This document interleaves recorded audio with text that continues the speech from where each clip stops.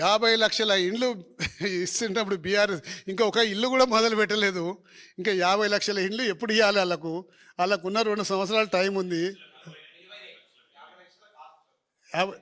50 లక్షల కాస్ట్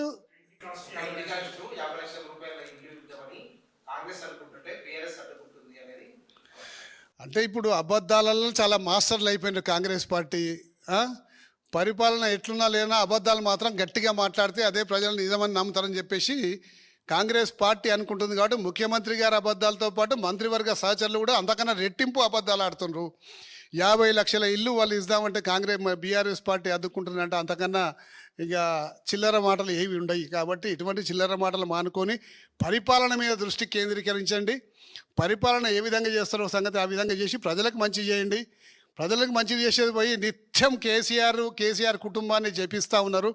కేసీఆర్ కుటుంబాన్ని ఏ విధంగా డిఫేమ్ చేయాలి, కేసీఆర్ కుటుంబాన్ని ఏ విధంగా లోపడదోయాలనే ఆలోచనే మిమ్మల్ని నిద్రపట్టనిస్తలేదు. మీకే నిద్రపడతలేదు, ప్రశాంతంగా లేరు మీరు.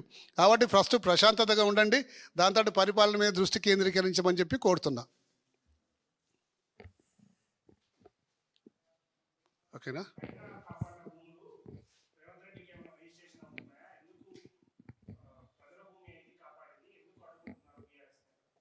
చాలా భూములు కాపాడదామని చెప్పేసి మరి హైడ్రా వాళ్ళు ఇట్లా వస్తుండ్రు. హైదరాబాద్ తెలుసుకునే సంగతి తెలుసుకొని అనేక మంది ఎవరు మమ్మల్ని రక్షిస్తారని చెప్పి అనేక మంది దగ్గర పోతే అలా కూలగొట్టిన కొన్ని మాత్రమే పేపర్లలో చూపెడుతున్నాం.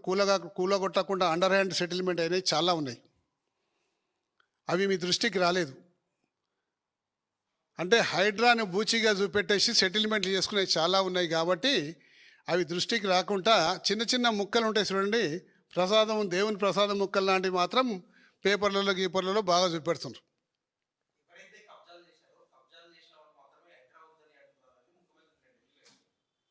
హైడ్రా వద్దని మేము ఎన్నడూ కూడా అనలేదు. హైడ్రా పెట్టిన ఉద్దేశం బాగానే ఉండొచ్చు, కానీ పక్షపాతంగా దాన్ని వ్యవహరిస్తుండ్రు, దాన్ని వాడుకుంటుండ్రు, వెంజెన్స్ఫుల్గా వాడుకుంటున్నారు. కాబట్టి ఆ విషయాన్ని మాత్రం మేము వ్యతిరేకిస్తున్నాం. ఇవాళ చాలామంది నేను చెప్పిన ఉదాహరణలు 2 చెప్పాకండి. ఇవాళ నెక్టర్ గార్డెన్ ఉంది దుర్గం చెరువులో. ఆ నెక్టర్ గార్డెన్లో ముఖ్యమంత్రి గారు అన్నగారైన తిరుపతి రెడ్డి గారు ఉంటారు, దాన్ని టచ్ చేయలేదు. ఫాతిమా కాలేజ్ ఉంది, దాన్ని టచ్ చేయలేదు. ఇంకా అనేక మంది ఫామ్ హౌసెస్ గండిపేటలో ఉన్నాయి, దాన్ని టచ్ చేయలేదు.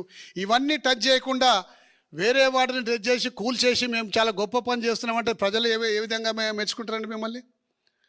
నిష్పక్షపాతంగా ఉన్నప్పుడు ఏ రోజైతే కన్వెన్షన్ కూలగొట్టినరో ఆ రోజు అనుకున్నారు వీళ్ళు హైడ్రా అనేది ఎవరిని వదిలిపెట్టదు, అందరి పడతామని చెప్పేసి అనుకున్నారు. కానీ చాలామందిని అలా వదిలిపెట్టి పేద ప్రజల మీద పడ్డ దాన్ని వ్యతిరేకిస్తున్నాం.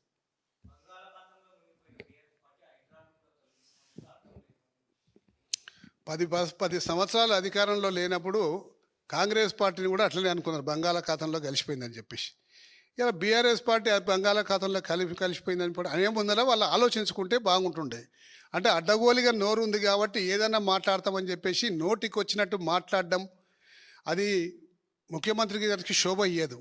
ఎందుకంటే ప్రజలు గమనిస్తున్నారు, ఆయన వాడే భాష కానివ్వండి, లేకపోతే ఆయన మాట్లాడే తిట్లు కానివ్వండి, అంతా గమనిస్తుంది. నీకు పరిపాలనా పగ్గాలు చేతికిచ్చి పరిపాలించమంటే నిత్యం కేసీఆర్ జపమే చేసుకుంటే కేసీఆర్ని తిట్టుకుంటే ఎన్ని రోజులు గడుపుతావు? 3 సంవత్సరాలు పూర్తిగా వస్తుంది. ఇంకా వాళ్ళని నువ్వు తిట్టుకుంటా గడిపితే ప్రజలు ఒప్పుకోరు. Thank you.